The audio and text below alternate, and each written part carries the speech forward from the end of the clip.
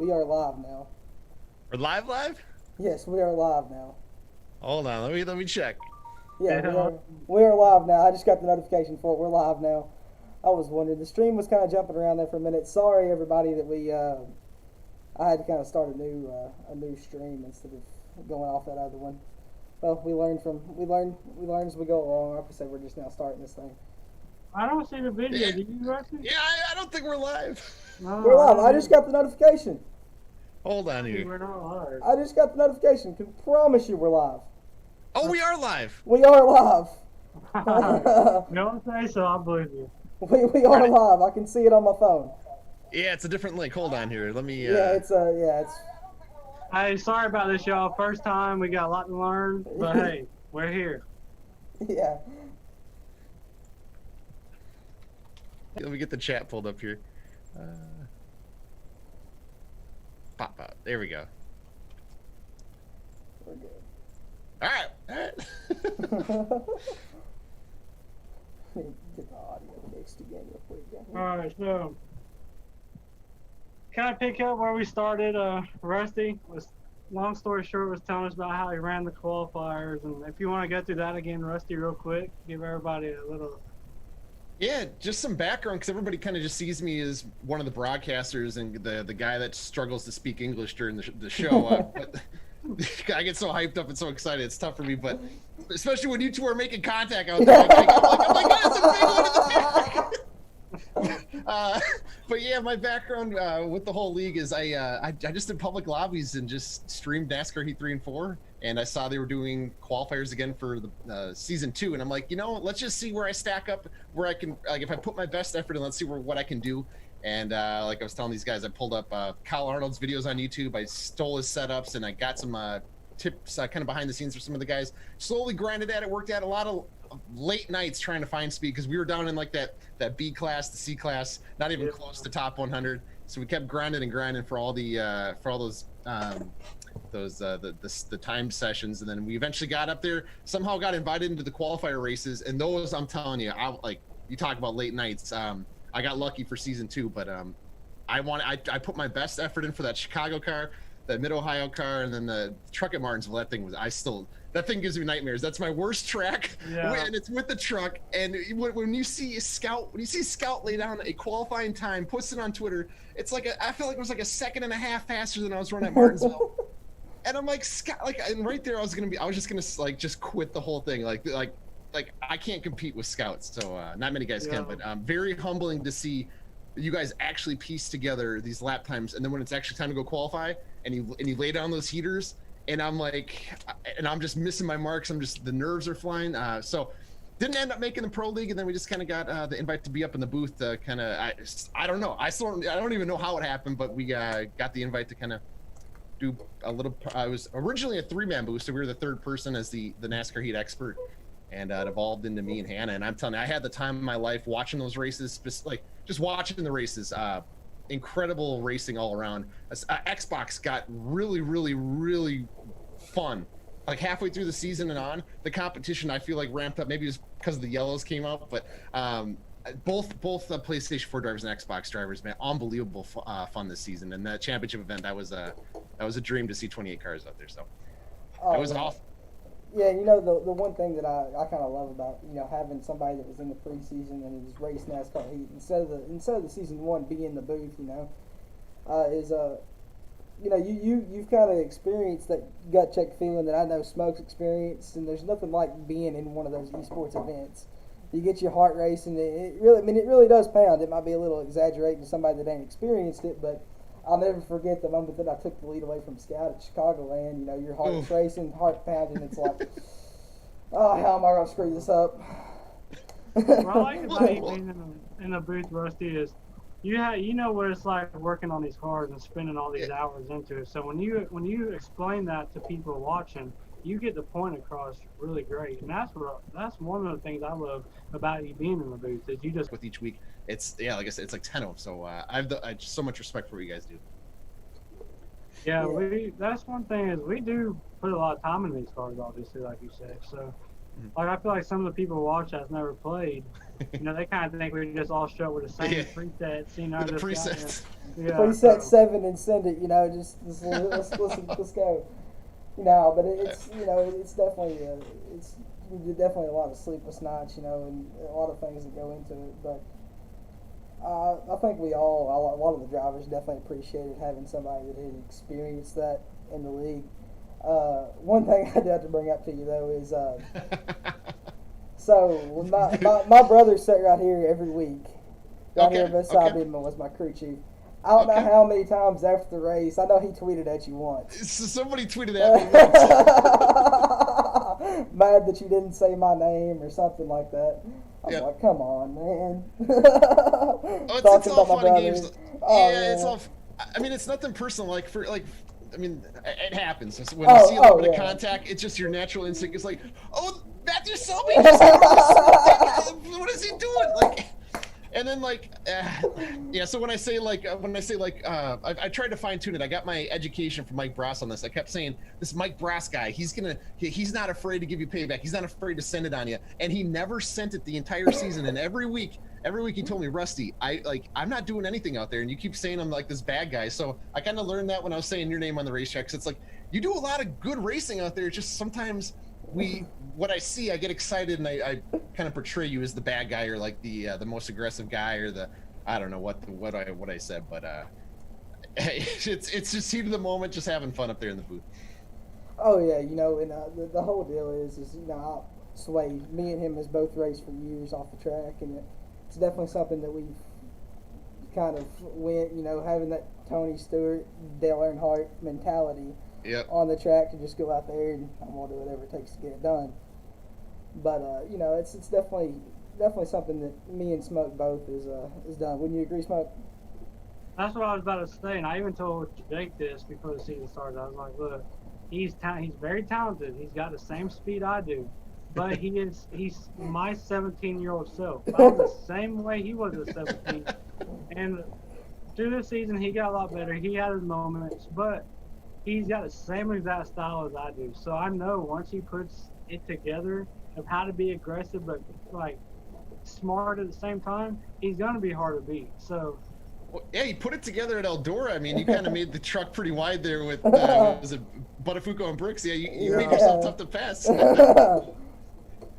Oh man, yeah, that was definitely a great weekend for us. So I got to ask you guys, so like how often, was it just this one opportunity that Brandon, you got to talk to Tony Stewart, or like what's the team involvement from like SHR? Is it just Jake kind of giving you guys the hype each week and doing content, or what's it like from the driver and organization relationship standpoint? As far as Tony Stewart, that was the first time I've talked to him. That's so cool. Now, as far as like being involved with the team, there's shock specialists. I mean, I have 3 or 4 different people that actually work on Kevin Harvick's car that I messaged throughout the week. Asked him, I sent him a picture of my setup. What do you think about this? He'll say, try this.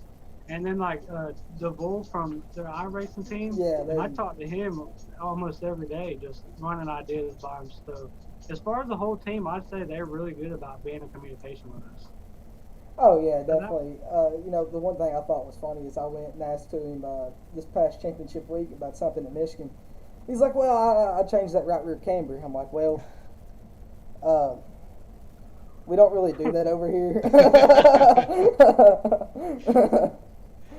Oh man, but no, it's a great relationship, and I would say, and I've heard from some other drivers, we have a lot better relationship with our team than a lot of other teams do with their drivers, and it's something that's really made this whole experience, I'd say, for the both of us be extremely fun. You know, to have that connection with the team. Yeah, I agree. Like I'll always reference this rest of my life, the phone call Brandon had with Tony Stewart when Tony's like, I hope we didn't make any enemies like during the year. And then Jake's like, are you kidding me? It's like we made a lot of enemies, and he's like, all right. And then, I ain't gonna lie, that was special. Rusty. Yeah, that was special. That right there made me like, I've never been speechless. Like I've been to racetracks, I've seen many drivers, and it never shook me. But when I talked to Tony, that right there, that got to me. That was awesome. I mean, I don't know if you guys know, but Tony's is my favorite driver of all time. So like, just to see you guys do your thing with Stuart Haas is like, I'm like kind of a fan just to see what you do, because that's the dream. So when Brandon's telling Tony just get me to Bristol and he said he's gonna win that thing, I'm like, oh my god, Brandon, like that's insane. That is insane. Yeah, that was awesome. And like, they cut out a lot of it, man. We were before, like, the stuff they didn't cut out. We were talking about all kinds of stuff that didn't even have nothing to do with racing. You know, Grand Canyons. I mean, he's really a cool guy. I mean, I knew he was cool, but I didn't expect him to be that like. He's just like awesome. Me and you, man. You know, he's just another guy. That is awesome, man. Yeah, that's cool that they hooked you up with that. One cool story I kind of have about Tony Stewart is my dad back in the early '90s. He was racing dirt. You know, Tony Stewart came up to him in the lineup shoot and reached inside the car and hit him across the chest and knocked the wind out of him. Said, "Get him in the car." So, you know, I mean, that was, you know, that's something pretty cool, and especially to bring that, you know, to drive for Stuart Haas. But as we get into it, you know, who do y'all think is going to be dropped this season? You know, there's a lot of speculation. There's some rumors behind the scenes, and we see it in the Discord. But my biggest question mark are the guys that can or want to come back for season 3. In my personal opinion, everybody that made it to season 2 deserves to be back. You guys have proven you have the ability. Nobody's out there stinking up the show, running multiple laps down. You guys are all competitive in your own way.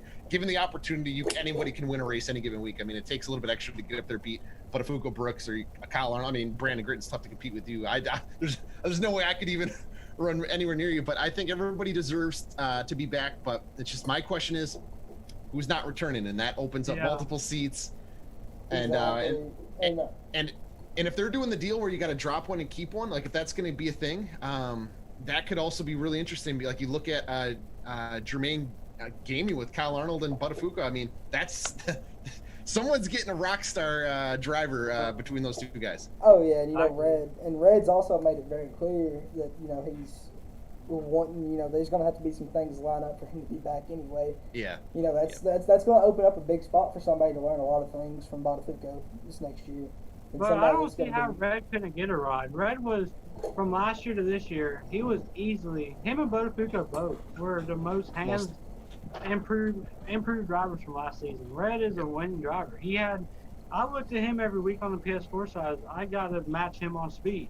Last year it wasn't like that. I was looking at Bear mainly. This year it was Red I was comparing myself to. So I think if he wants to come back, he deserves a ride. Yeah, but I mean, I think the thing is, you know, holding a lot of these guys back is because we're kind of getting to the point now where drivers are establishing themselves in their team. You know, Red's been at Jermaine for 2 seasons, and you know, it's a no-brainer for them to not drop Red. You know what I'm saying? Buttafuoco champion. It's a no-brainer at this point. I think, you know, the one thing that's going to have to line up for him to be back is he's wanting to be a Jermaine, kind of like the situation with, you know. And I think the biggest free agent this season is going to be not only Red, but going to be Bear, you know, with Levine. I was going to say Barry, yeah. With Levine shutting down a guy that's made it to the Final Four, you know, 2 straight years in a row. That's, you know, that's a big thing going forward. I think, you know, I really do think a couple teams are going to end up dropping both drivers. Mm-hmm. You look at them, but you don't really know. A lot of them, you know, has kind of the outside thing, and they're like JGR last year. You know, they had Dan. He ran pretty good. They had Bags. Bags won Bags didn't win a race, sorry. But they both ran pretty good, and they dropped both drivers. You know, Chip Ganassi dropped both drivers last year. That's another team that, you know, there's going to be a lot of big free agent pickups. And one reason I think that, you know, we need to move to kind of a system like iRacing has. Yeah. With the free agency period and have it, you know, these guys qualify, but you don't necessarily, just because you qualify, that you're going to be in that ride. You know what I'm saying? Just because you're in the top 24, you know, so many of those guys ain't guaranteed to be in. You know what I'm saying? I think that's one thing that we're going to have to move to in the near future. Maybe not this next season, but maybe a couple seasons down the line. Because you establish the personalities and you establish as many drivers as you have, that people are tuning in to watch them. Yeah. You know that's the goal. That's the goal, is to build you two up to be like kind of like what you're tuned in for. Yeah. Exactly. You know, you don't see. You know, you tell Hendrick that they have to drop 2 drivers every year. They have to drop half their roster every year. Well, you know, fans are going to quit tuning in because they're whole new drivers.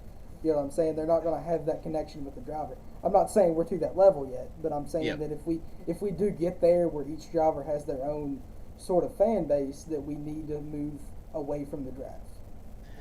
The draft, I mean, I don't really know how it works behind the scenes. Like, if like are they reacting as somebody's pulled off the board? So they have like their own like list of drivers, and like as soon as they see like live that driver is taken, they got to go with Plan B, or are all the teams coordinating in advance the draft?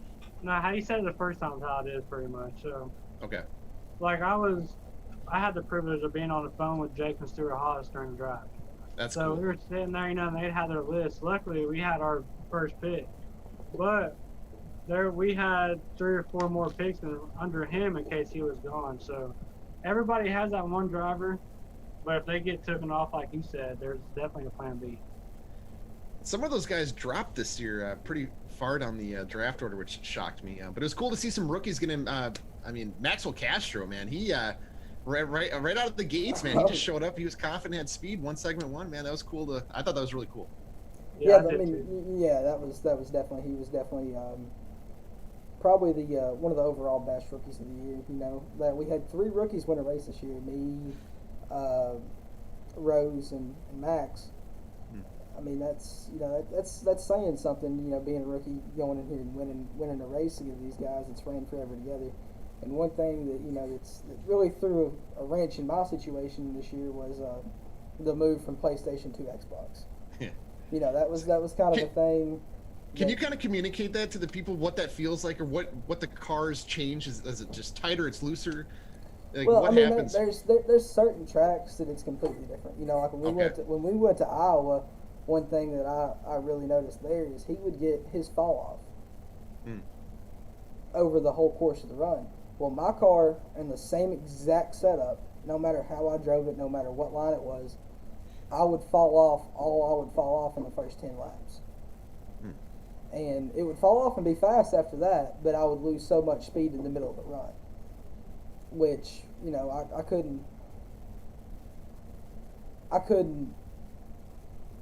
find that. I mean, that was several different tracks this year. You know, a lot of the tracks I had speed, but one thing that's really hurt me, and Smoke can kind of relate to this, you know, knowing me for a while, is I've never been able to qualify. Ever. No, you have not. Man. Qualifying is so tough, man. Ever. I mean, I've never been able to qualify. You know, I had the speed to run with those guys this entire year. It's just I started 9th, 10th every race, and you know, by the time you got up there, they were gone, or by the time you got up there, you were wrecked. So.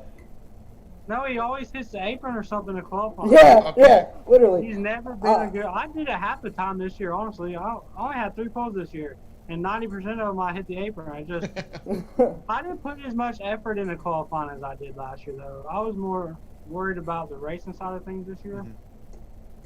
So I think that's some of it too. But with the way the fields are so on PlayStation, everybody is right there. Yeah. So if you can stay in the draft until the tires until the fall off starts, you can work your way up to the front and not have to really worry about it too much. And as long as you start in the top 5 and not qualify 12 like he does. Well, I mean, and to be honest with you though, like the way Xbox is, and they like the roster on Xbox is there's about 4 to 5 drivers that have absolute race winning dominant speed or that are capable of it each week. Everybody in the field has a possibility to win. You know, every time you could have a car that's a second off that possibility to win. But the big difference is you know, you have Dan, Track Bar, Rose, me, and you know, you have a couple other guys that's like right around that same bubble, but I mean most of them are half a tenth to a tenth off. And that kind of, if you start behind a few of those guys, you're caught up. Yeah. And what a lot of people don't understand about Pro League lobbies is the damage is so sensitive. Yeah, it is. It is super sensitive. You barely touch somebody, Rusty. I'm talking about like just bump drafting them like you would at Daytona. Yeah. You get front end damage. Like it's so sensitive. I don't know what it is, but he is right about that. When I went up into the wall right there at Bristol when Track Bar and me got together, that little bit of contact alone gave me like 97 right side damage. All right. And I was plowing tight after that, so he is right about that. So I gotta ask you guys. So like a guy like Louis Zader, he had speed. He just lightning fast driver, but he didn't quite put together the races until Michigan and picked up that win, which is awesome. What do you think kind of happens during the race or separates some of these drivers to, or what? Maybe you guys know what happened to him on the racetrack because I couldn't really see from the broadcast booth. But why do you think a guy like Louis Zader, so fast, didn't quite get the results that he probably wanted? Well, look at Dan last year. Yeah. Dan wasn't. He was not that good last year. He comes into this year and he's blowing everybody's doors off. It's that pressure your rookie years. I mean, it really weighs in effect. So I expect Rose to come out next year and be like Dan was this year. Yep. That's all it was in my opinion. Last year, the first season, everybody was rookies. So we all felt that pressure. But this year, you could tell who your season 2 guys and who your rookie guys were, in my opinion. But the pressure, one of my favorite memories of doing the qualifying races was just sitting you got the Discord call pulled up on the side. You guys do the Zoom meeting, but just sitting in the lobby waiting to go, and you're just sitting there thinking in your head, like and then like it's all mental at that point. I feel like. So I was curious if that's kind of what was going on. One thing that was kind of funny is right before a race or something, I'll get to singing. You can actually go back to my Chicagoland stream, and during the preseason, you'll hear me singing some kind of song or something. Just sitting there, just singing, not a worry in the world that I'll get in the race, and just like, oh well. Funny you mentioned that. I thought for sure the NASCAR Heat people were gonna put out some like blooper reel and roast me, because before we go live, I'm like I don't want to say screaming. I'm like warming up my throat. I'm dancing. I'm like hopping around, like just trying to get the energy out. So there's probably some good uncut footage somewhere in the vault they could get me with. But yeah, I know what that's all about. So what are your expectations as a broadcaster going into season 3? What do you think was good from season 2, Rusty? Ooh. Do you think anything should change, or do you think we should keep rolling with how things are? So from my perspective, as the season went on, literally week to week, you could see the improvements behind the scenes and in the production, the broadcast itself. Everything got better literally as it went on, and they started adding more people. They changed the team up behind the scenes, the production team. Just everything got more streamlined, got more. I don't know how. It got better. Everything got better. I got more experience. I still got a long ways to go as a broadcaster. I have so much respect for the people that do this for a living, because the amount of preparation, the amount of, that's a lot of what it comes down to. But just being able to execute live on camera and be able to tell a story live while the racing's happening, it is so incredibly hard to do. And the people that do it, because we see each weekend when you watch the broadcast, like whether it's NASCAR or iRace, people give the broadcasters so much crap, and it's like now that I've gotten a taste of it, it's like I have so much respect and appreciation for what they do. They make it look so easy, and it's really anything but. I don't know if I'll be back for season 3. I mean, it would be sweet to get an invite, but just whatever they want to use me for, whatever role they see me as, I just want to promote the league and talk about the league and hang out with you guys. I mean, I don't even have to be a part of it, like officially. I just want to continue to promote what you guys are doing. So we'll try to get some practice during the off season as a broadcaster. But yeah, TBD on everything. But yeah, I honestly believe it got better and better each week. And I think you saw in that championship race. I don't know if you saw those graphic packages. Oh, that was awesome. Yeah, I went back and watched the stream, and it really kicked me up. It really gave me a kick. You was all over the place at ISM. You was having a blast, wasn't you? That race was like the best race I've ever seen at Phoenix. I'm not even lying. I was trying to watch everything going on. Like I didn't think you could run. I didn't think it was possible. I did not think that race. I'll be honest. I thought that race was going to be a single file kind of like, I don't want to say snooze fest. I thought it was going to be single file, and it would I'd maybe go green the whole way. And that was the best thing I've ever seen. By like 3-4-1, like you guys, I don't know how you did it. I I have a question for you right there. Do you and Hannah have control over like the views? No. So what you guys see on screen is exactly what we're looking at. Okay. So that's what kind of makes our job a little bit challenging. Is you can only see what you're being shown. So maybe I think I don't want to speak on last year, but last year they were in a production studio, so I think they had multiple monitors, and they maybe had different angles, and they're standing next to each other, they're standing next to the whole team, and there's maybe different communication. So I think this year is just a different challenge. But yeah, what we see is what you guys see. Well, one thing that I think that they really need to look at in better doing the broadcast, and I've went back and watched every single broadcast this season after after the race is over and whatnot. But I think one thing that they've got to get away from is showing the 15th place car on the last 2 laps of the race. That's kind of annoying. I agree with that. I know I was that car at Michigan, but I agree. The other, I think it was Road America. I don't know if we saw the actual winning pass, I don't know. I don't remember which race it was. Maybe it was the Xbox race, but they didn't show the finish of the Xbox one, so that was kind of a letdown. But they're trying. I'm telling you, they got better as it went on. Well, I agree with that. There was was it Auto Club? Auto Club. It was I think a finish line camera angle that was kind of tough to see what happened there. But so like they actually, if you saw that roof cam, that like gyrating 360 roof cam, they created that in the middle of the season. Like they added that in. So that was brand new, that they literally coded in and figured out and somehow put it in the broadcast. So we saw it get used quite a bit there, which is really cool when they used it. But sometimes it did kind of interfere with telling the story of the racing. Yeah, they really did step up their game towards the end of the season with the whole graphics and everything going forward. They kind of introduced that at the Daytona, and it was really cool to see all that come through. And they've done a great job of promoting the league this year. I think they've even done a better job than what they did last year. I agree. Especially getting it on MAV TV and Canadian television. It's absolutely insane of where the league has came from last year to this year. I had some people tweet at me last night that I believe are watching the MAV TV broadcast. So it's cool that they're catching the replay and still engage with it when it's not live during the season. So that's really cool. That's really big for the league. Yeah, I think that would definitely be a big step if we could ever get that done, is to be on live TV, especially for a few races. I know iRacing's done that in the past. I don't know if they'll do it again. Be on NBC and stuff like that. Could you imagine?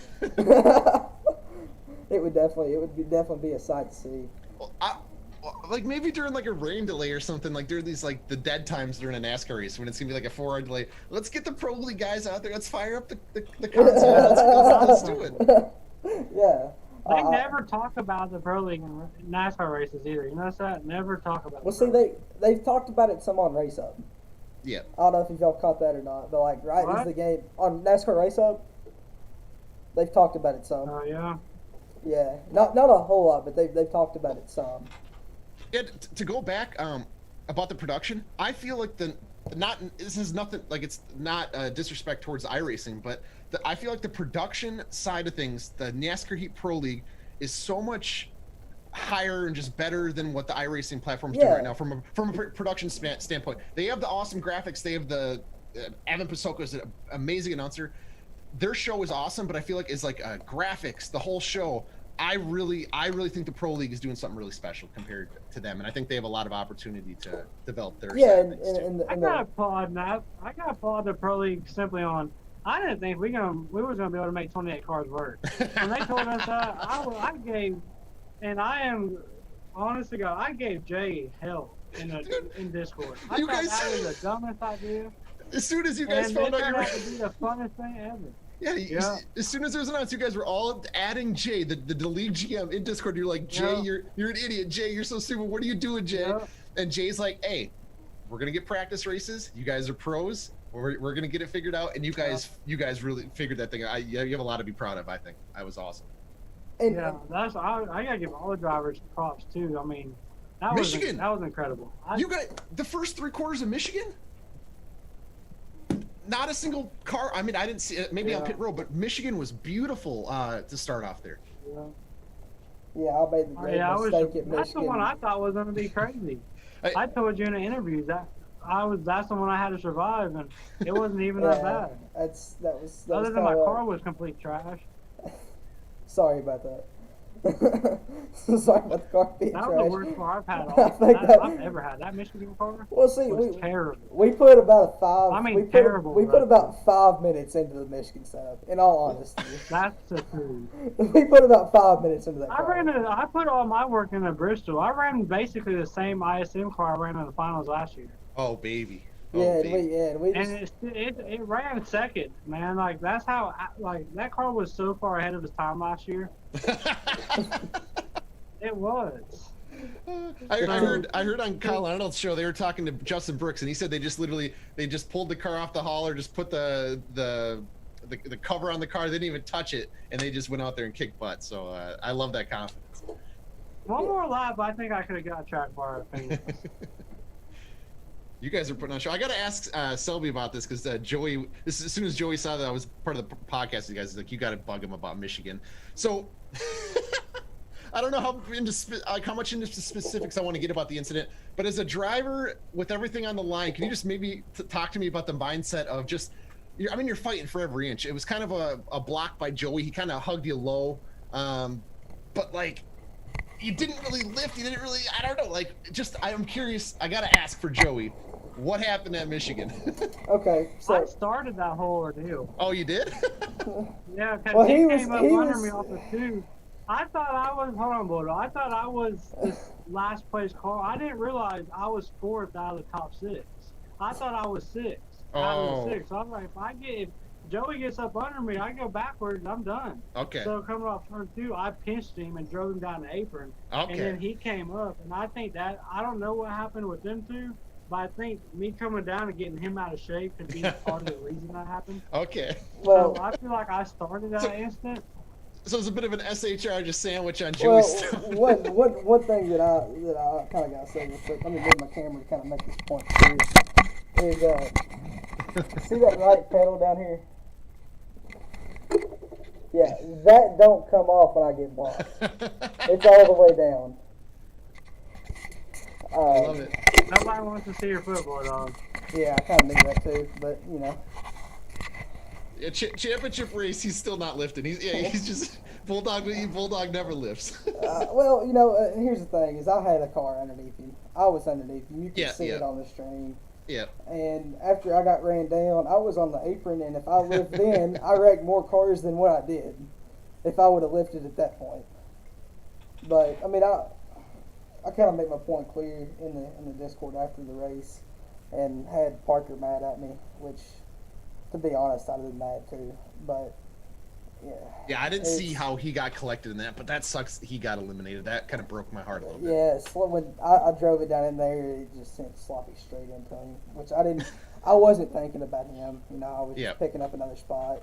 You know, I think, you know, and honestly, if Sloppy was in the same situation, I don't think there's a single other driver that could tell me I'm wrong about this. But if they was in the same exact position, I've got a car, half a car below him, and they start trying to come down the block, you're not going to back off. Like you're just not going to back off.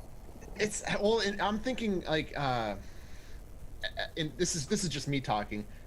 The last thing I would want to do as a non-championship contending driver is accidentally maybe wad up the field and take out a Josh Parker. So yeah. I would naturally want to lift, but some of you guys, that's your mindset. You're just like you're always 100%, 110% going forward. So.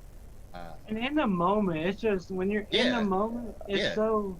Yeah, like after the race or before the race, you got time to think about it.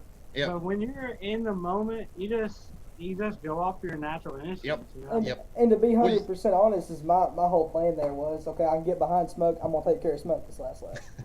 I was gonna take care of him and make sure that nobody got around him that last lap. You know, if 2 or 3 cars made a big push, you know, if Bear and Parker got around him and Smoke was out of it. You know what I'm saying? Mm-hmm. I had to kind of play nuisance in that fact. But, you know, it is what it is. And I saw a gap, I took it, and it is what it is. Yeah. That's a good answer. I had to ask because, I mean, that was one of the moments of the 3 championship events that kind of changed the outcome. Because Buttafuoco was about to get eliminated, if I remember. And he was already back in it.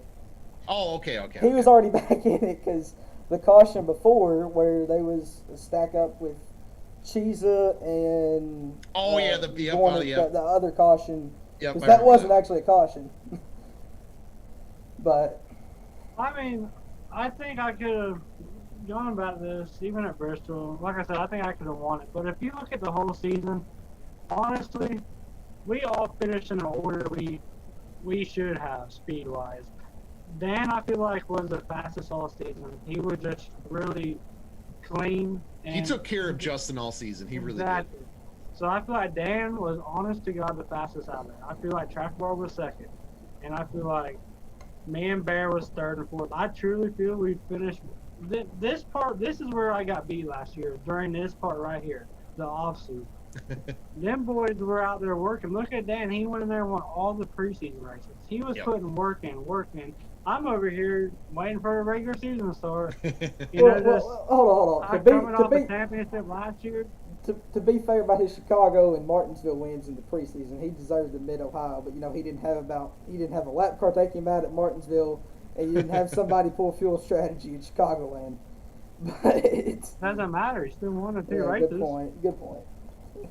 Kind of had to make a point. He won. I mean, he won. He went out there and won all. Yeah, ain't nobody ever done that. Won all three. I mean, I said it all year. I told all these guys, I said, I don't know if they just got more speed than I did this year. And honest to God, I felt like if I got to Bristol, I could have, but just came up a bit short, Rusty. Dude, when you put that thing out front at Bristol, I don't know what I said on the broadcast, but I was like, he called his shot. Like, I could not believe. Yeah. People watching, everybody kind of understands how tough this is, but you make it look so easy. And you said all you got to do is get to Bristol, and you're going to put that thing out front. And I thought you were going to win that thing because you were driving away for a little bit there, and the cautions kind of kept coming up. But I was like, that is the coolest thing I've ever seen. Well, if he would have pitted whenever I helped him get the lead there, he would have won it.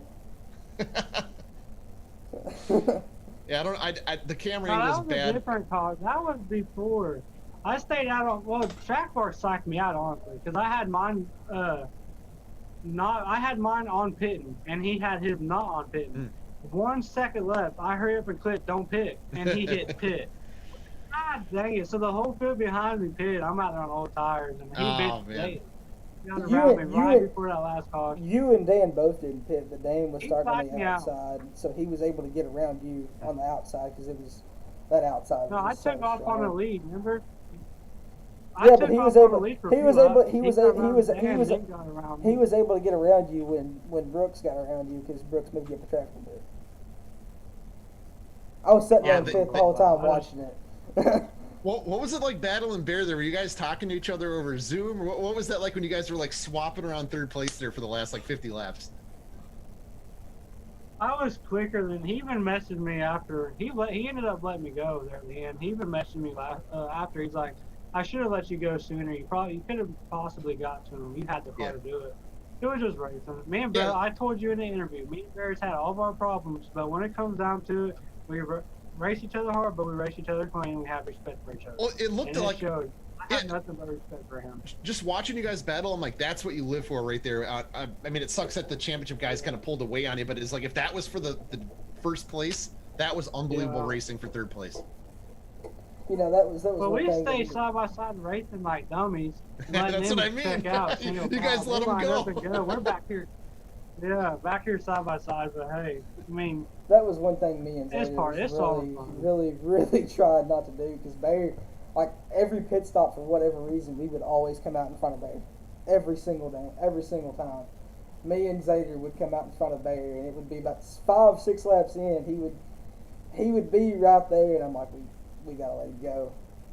Because me and Xavier was running side by side right there for like 20 laps, and Bear was right there behind us because he was faster. We was running side by side. I really think me and Xavier probably could have raced for third or fourth right there instead of fifth. But it was kind of a whole decision as a group to let them boys race it out. You know, everybody in the Zoom was like, hey, That's cool. I saw a couple lap cars pulled off the track to let the leaders go. I thought that was awesome. Yeah, we had a couple. We had Jobs and I think Dohar and a couple others just telling people, you know, If you wreck, back out. If you wreck, back out. Do not bring out a caution. Let them race this out to the end. I don't think Smoke appreciated that because I think he'd rather had a caution. Well, I gotta ask you guys, did you like I should ask, what was your first reaction when you saw the championship format was going to be 3 races? Bulldog, imagine you were placed into that position.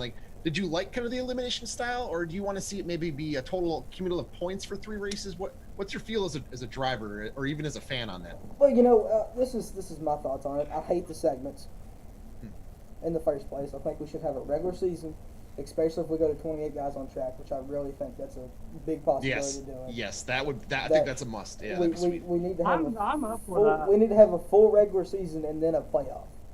If we're going to do a playoff, we need to do a legitimate playoff. Have, we go to 28 guys, have 10 guys in the playoff, have rounds over several weeks, and do it that way instead of bringing it in there tonight. Just one night, 3 races, eliminate, and then go to the final race. I just think that would be a better format. Do it the way they did last year without the team format. Yeah. Okay. Wouldn't you agree, Smoke? Oh, yeah. I want to race 28 cars all the time now. That was the most fun I ever had. That's why I was disappointed losing, but that was the most fun I've ever had, Rusty. Dude. Honest to God, it was after the night was over and I thought about it, I'm like, that right there was worth more than the money. That was a good time, So I have no complaints, honestly. And like I told them before the race, they asked us if we'd be worried about lap cars. But you just said that one pulled over for us. It was great racing. I want to do it again now. As a fan, that was the coolest. That moment was really, really special because, man, when you guys were on time, Phoenix, I couldn't even breathe at Phoenix. I just hope they do the 28 cars or whatever, 24, 32, whatever they decide. I would love to see them do the combined field for season 3. That was special. That was special. I think that's where you got to go because it's kind of like once you have a taste of, of a porterhouse, you don't want to go back and have a Salisbury steak. It's kind of your taste is spoiled at that point, and I think that's the direction that the league has to go going forward. Well, and it's cool to see Brandon get to go up against Justin Brooks. That's kind of the dream. You want to see the 2 best go against each other, and that was special. Exactly. You want to see the matchups that we've been wanting to put. The sell the age-old debate that we've been having for since who's better, Xbox or PlayStation? Since the beginning of time. Who's better, Xbox or PlayStation? I talked to them boys though because they came with it. Nothing but respect for them. But at the end of the day, at least I can say in the finals, I'm still undefeated to the PlayStation guys. Me and Bear finished 1-2 to PlayStation 2 years in a row, so that's cool, I guess. We just got 2 more we got to worry about now. Yeah. Bulldog's going to be there next year, though. Oh, yeah. Go ahead. So I was going to say, that's why, some of the drivers do get, Bulldog gets a lot of the criticism, but it's until you're actually out on the racetrack, you don't know what you guys are going through. So that's why I would love to see you back. Everybody should be back. But we talked, there's some hidden gems apparently on the Xbox side, definitely on the PlayStation side that I've seen. But so just because Selby didn't have a good year, I shouldn't say didn't have a good year. You won. That's saying. I feel like your potential is still up there. And that's the big thing is, and another thing, to kind of go back to what I was saying before. Once you have a group of 28 guys that can go out there and have 3 good races in one night, how can you move away from that? You know what I'm saying? Yeah. How can you throw guys in there that's never been in that mix, never been in that factory, and say, hey, you're supposed to do this, you're supposed to do that, you're supposed to be, you're supposed to be held up to the standard. Yep. And it would be a lot, say we start the season next year, all 28 guys, we start the season, some track, I don't know, but put a brand new 16-year-old kid, never raced that many leagues before, never been to 28 car pack, but first experience, and you expect that person to never make a mistake. You can't expect it. Yep. You know what I'm saying? You can't. That's why the Cup Series, has the agreement of the trucks, the Xfinity. And I think that's something that would be something that would be cool. is to let's get an truck and Xfinity series rather than running. I mean, it was cool. Don't get me wrong, but the Pro League series needs to be all Cup cars. Yeah. Bring in a truck series and an Xfinity series, and let those guys work their way up. With the exception of one dirt race. Every year. I mean, I love that outdoor race. Don't get me wrong, but I still think we should be in Cup cars.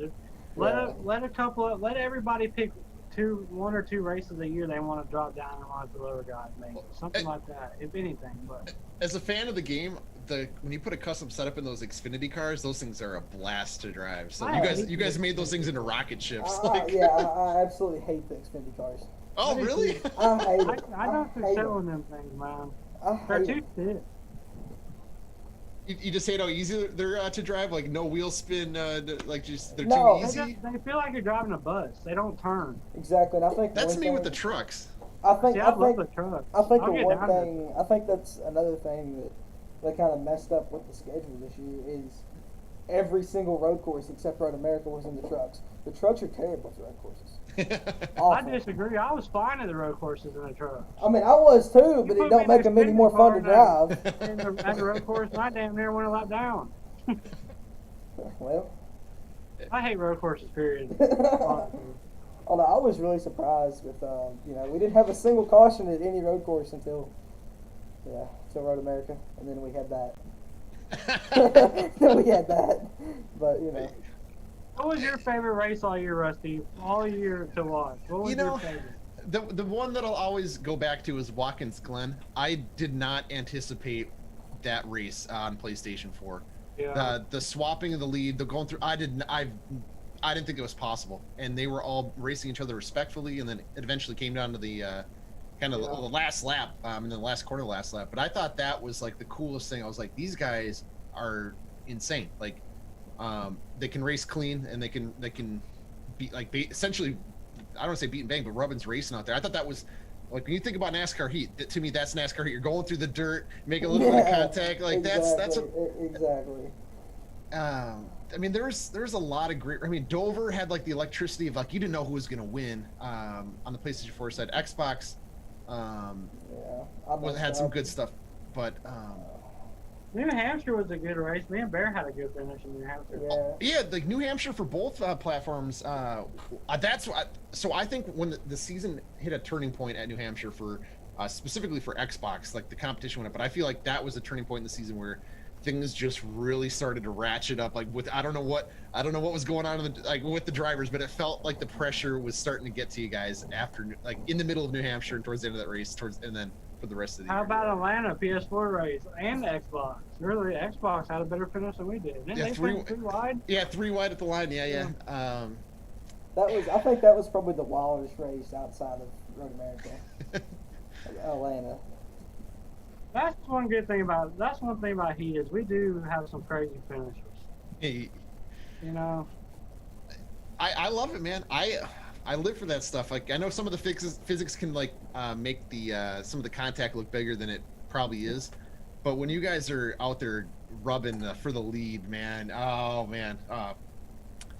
One of my favorite finish I think I got to say is the Bear at Daytona. When he was so far out, they backed up on him. Like you can practice that a million times with everything on the line. He sent his car up high through 1 and 2. Came down perfectly, blocked it, and then he did what he had to do through the trial when I think he body slammed. I don't know if it was Cody Giles there, Fluffy, but that was like the coolest thing. Like to execute that move at that point in the race with 1 to go. That's worth that's a $30,000 championship move. That was insane. His phone died. His phone died. Oh man, he'll be back here in just a second. Yeah, that was definitely a wild event. I really think if I would have had anybody go with me there on that towards the last lap, we could have made a run at Daytona. That was definitely a fun event at Daytona. I think like we've kind of harped on this whole entire podcast is it needs to go to 28 guys. Oh, dude, yeah. It's a dream. You're gonna have these insane finishes every single week if you go to 28 guys. Like and the thing that was also really cool was to see like a driver like Mike Bross. He was running, I feel like top 5 every race, those championship events. I saw Matthew Heel get up there. Diego was competitive. So some of the non-championship guys showed they had speed, and it was cool to see it in the context of all 28 guys. Like that was, I'm telling you, that was, as a fan, that was as cool as it gets. Like, oh yeah, it was. You know, and the one thing that, well, one question I'd kind of like to ask you now is, who was your biggest surprise going into the season? I'll be honest. I didn't know a lot of the drivers. Like, I mean, I learned you as you got learned about you as you got going. I mean, I heard the rumors about you. I knew they all said you had speed. It's kind of with Brandon Gritton. They say Brandon Gritton's the fastest driver out there. He's just got to hit his marks and not get distracted or whatever. But I mean, Kyle Arnold definitely stepped up in a big way. I feel like that was kind of a bummer for him not to win a segment, because he's a championship driver, like plain and simple. Yeah. He's a beast. It was cool to see. Really, what kind of changed that is what you said was your favorite race of the season. If he wins Watkins Glen, he wins the first segment. Oh man, yeah. You know, that's kind of the thing that, you know, there's so many races that you can look back on that could change the entire outcome of the season. You know what I'm saying? That's kind of why I'm a fan of the segments, because it's like literally every lap matters. I feel like the race length was perfect, and maybe the thing that was weighed a little bit too heavily was the road courses. Like, to have one in each segment, that kind of played towards the road course drivers. Yeah, I mean it did. I was really surprised on how decent I did at the road courses. I was not expecting to run top 4, top 3 every single road course, but besides Watkins Glen, just because I made a rookie mistake and hit the tire barrier coming out of pits. Oh yeah. I just ran straight into it. Had like 68 engine damage. It was awful. Oh my. I still finished 6th. I just drove. Oh it. Man. Everybody else kept racing in the back. I don't know how I ended up with that, but. That makes me think of Joe Gornick. Every road course, he qualified up front. Just something bad luck would happen. So I wish some of these guys that had speed were able to kind of like be up front and show their speed. I mean, you know, this Beast was an outlaw, you know, this past season. He, by far, our best road course guy. You know what I'm saying? I mean, he leaps and bounds kind of above everybody else in outlaw on the road courses.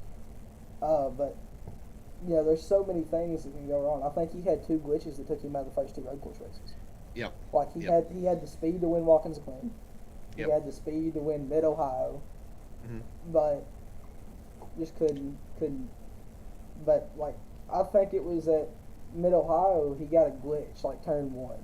And it just took him straight to the inside wall. Oh, man. Same thing with, hold on, he's back in. He's telling me to let me back in the Zoom. Let Brandon back in? Yeah. I had the stream pulled up so I couldn't see where he joined. There we go. That's better. There he is. Can you hear us? Yeah, can you hear me? Yeah, I can hear you just fine. Yeah, we can hear you. Pictures trying to catch up with it. Yeah, I'm on my laptop. I'm on my laptop. It's gonna be blurry. Do I sound laggy? Kind of, not really. Yeah, louder. Here, I'll turn you down a little bit. Say something. As long as I sound fine, screw it. You sound good. You sound good. Yeah, you're in the red meter for me on the stream. Say something now. Yo. Yeah, you're back at the green. I didn't have my phone plugged in the charger. I thought I did. Like, it wasn't pushed all the way in, so it died. So we were talking about like surprises during the season. Was anything a surprise to you, Brandon? Oh yeah, like I said, Dan and Red. I mean, I didn't expect that. That'd be my answer every time. They came out flying this year. They came out and set the bar high. Honestly, though, outside of drivers, my biggest surprise this season was how many replacements they were. Oh yeah, I mean, we started off week 1 and Scout was gone. Yeah. Oh yeah, I forgot about that.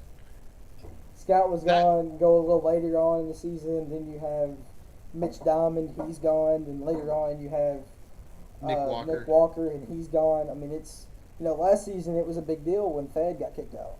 Yep, I remember that. You know, it was a big deal. It was all over everything that somebody got kicked out. It was wild. But And he was somebody that really could have ran for a championship too last year. I think he could have gave you a run for your money, Smoke. To be honest with you. He went last year because his teammate wasn't working. Oh yeah, good point. So I mean, as a fan, I would have loved to see what Scout could have done against the field, because I mean, I've raced against him. I'm sure you guys have too. He's unbelievably. He doesn't make mistakes. He's insane. So maybe season 3. That's why he's called the robot. Yeah, I can't consider a controller guy, man. And I'm not taking nothing away from Scout. Scout is incredible at this game. He is the fastest dude, arguably.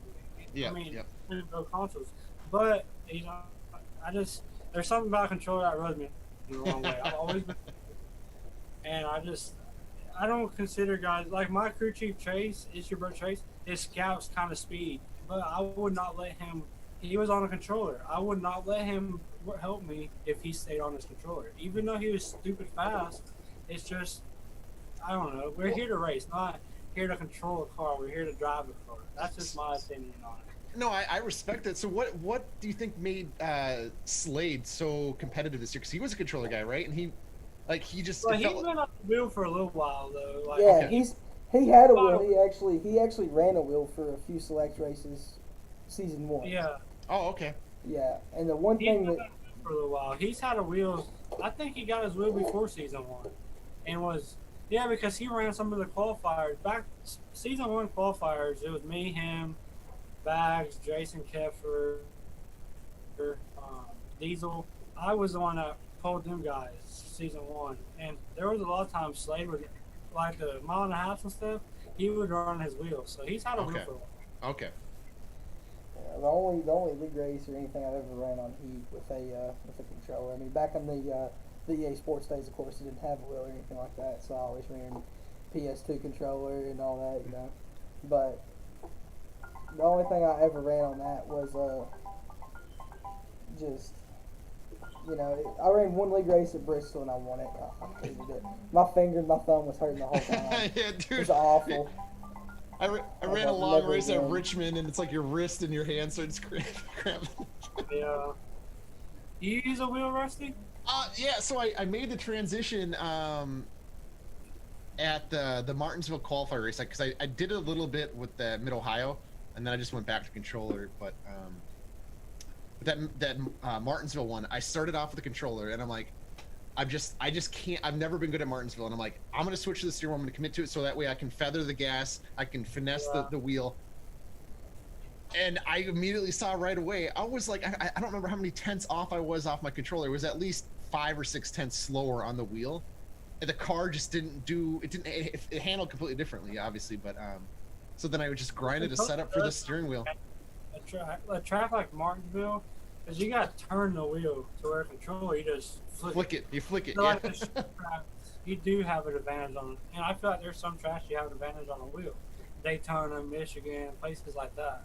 Mile and a halves and stuff about equal, I think. Road courses, you have an advantage on a controller, I think. Yeah. So when I built the setup for that steering wheel, I made it so the nose weight just flicked. So when you turn the nose, it drove like left instantly, just so I could turn the car. Yeah. Well, guys, I really do think this has been a great first podcast. Thank you for coming on this entire time, Rusty. Tell everybody where they can find you at. Everywhere social media at Rusty Walrus. Yeah, I think we have some exciting stuff that we're working on behind the scenes. Hopefully I can announce it soon. I'm trying to Motorsport Games has a bright future, and I'm trying to get involved with what they're doing. So hopefully I have something to share with you guys. Maybe I'll put it on social media as soon as I know.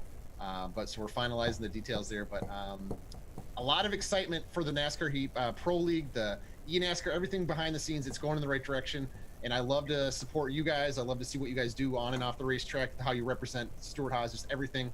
And thank you for an unbelievable season. That was, as a fan, like both you guys, man, I love it. And you're part of like my favorite team, so that was a lot of fun.